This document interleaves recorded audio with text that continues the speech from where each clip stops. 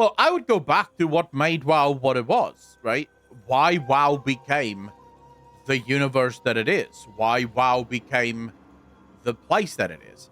But if I was lead narrative designer, I would want to work very closely with Chris Metzen because I would have I would fundamentally have different opinions on how the universe should be handled. I don't think that the books should handle just the story of Azeroth.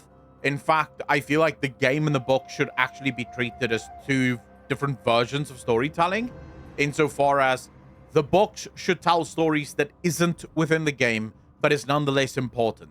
So maybe some humans get on a Draenei spaceship and go to an unknown planet, and there's a story there that is told within that book.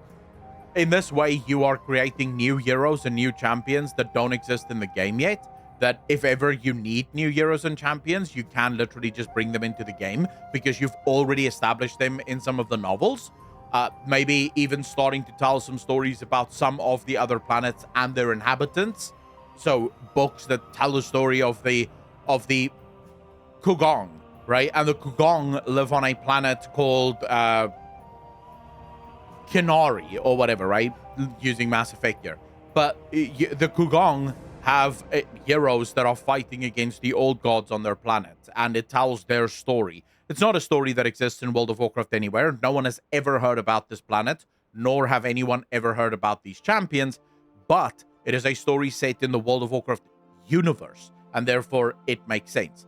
And it also allows you to start setting up these sort of moments where players can start to argue about, fuck, can you imagine if these things were to come to Azeroth? What if there's a planet that has a Zerg kind of species, a hive mind kind of species that literally consume and absorb everything around them? What kind of speculations would that even trigger? What if this is the species that would ultimately have become demons because they found themselves going into the Twisting Nether and consuming the Twisting Nether and thus became demons? And now you have two of these types of species, the demons that consume reality, but then also the Zerg-like species that consumes all biomass and creates hive minds and whatever, borrowing from other universes, of course. But can you imagine the kind of stuff that players would like come up with, the stuff that players would concoct in their own minds if you had that level of storytelling? So the books rarely, if ever, deal with stories that is in the game. The game tells its own stories, and the books expand on the universe of the game.